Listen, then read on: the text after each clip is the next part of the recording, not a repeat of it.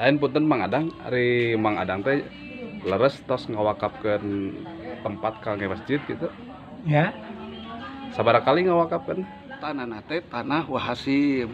Wahasim teh Teu apa ya? Udah teh tilu areuan lah ya eta jeung halaman sagala rupa. Jeung salaman segala rupa. Minimalis sebaik mungkin. Oh, majelis. Jadi pengajian anak-anak kan tenda di dalam.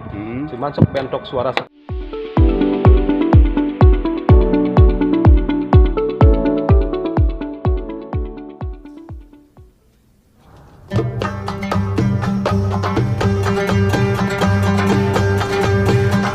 Inilah Masjid Al-Istiqomah yang bertransformasi dari masjid kecil berupa tajuk atau musola menjadi masjid yang megah.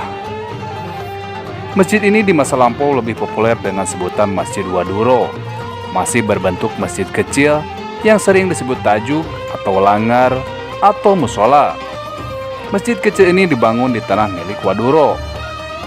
Masjid kecil ini sering dipakai oleh penduduk setempat dan orang-orang yang sedang dalam perjalanan, karena letak masjid ini tidak jauh dari jalan raya. Seiring dengan bertambahnya jumlah penduduk dan jemaahnya yang terus bertambah, akhirnya Masjid Waduro dipindahkan ke tempat yang lebih luas, yakni menempati sebidang tanah wakaf. Tanah wakaf tersebut adalah tanah yang diberikan oleh 3 orang pewakaf, yakni Pak Wawin, Haji Sopen, dan Mang Adang.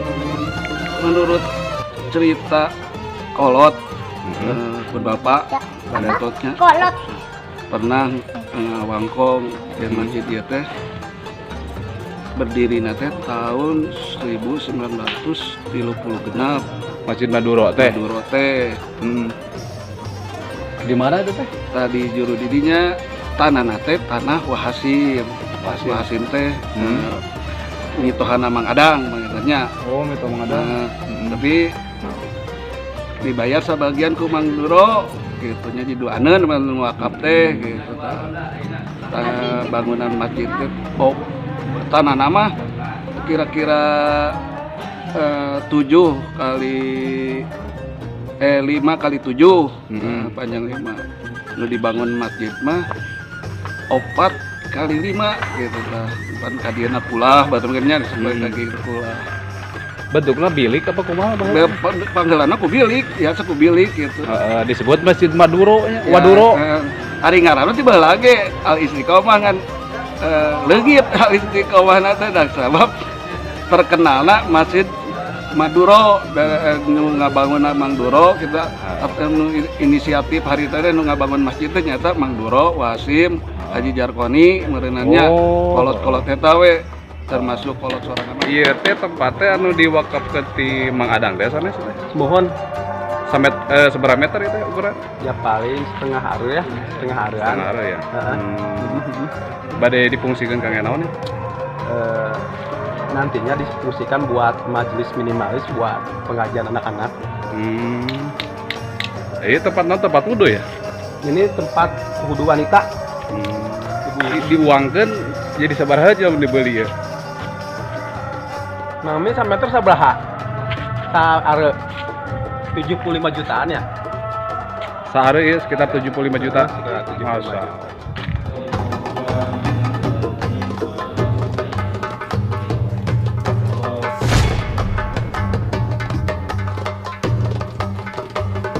Bukan terlahir dari golongan orang yang kaya raya atau seorang konglomerat. Namun dalam kehidupannya yang sederhana, beliau telah menjadi seorang yang dermawan.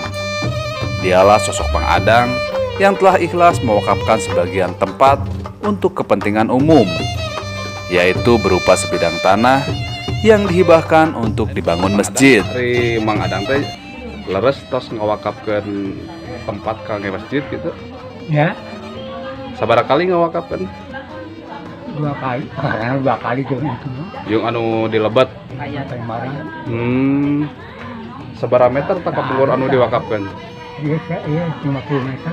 50 meter. Iya, itu bagi 100 lah. Nu dilebatnya 100 ya. Lengkap bangun itu.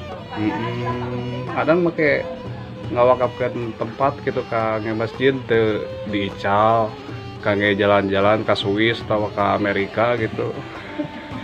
Ada dia Mamat Hmm. Mamat terbiak ini mah kayak bapak teh cina menantu lah jeung dijual beak duitna itu wakafkeun. Ini kan diwakafkan jenanya. Meski usianya sudah mencapai 90 tahun lebih, namun Mang Adang masih aktif melakukan kegiatan-kegiatan sosial. Tubuhnya masih terlihat bugar dan jarang sakit. Mang Adang lahir sekitar tahun 1930. Pernah mengalami dan melihat agresi militer Belanda yang kedua, juga zaman Jepang, dan peristiwa-peristiwa bersejarah lainnya yang pernah terjadi di Indonesia. Kini di usianya yang semakin senja, Mang Adang telah menjadi seorang filantropis di daerahnya dan sekaligus telah menjadi pria tertua di Cibolang dan sekitarnya. Hikmah yang bisa dipetik dan diteladani dari riwayat Mang Adang adalah gaya hidupnya yang sederhana, tidak banyak membuat kesusahan dalam hidupnya, juga sifatnya yang dermawan.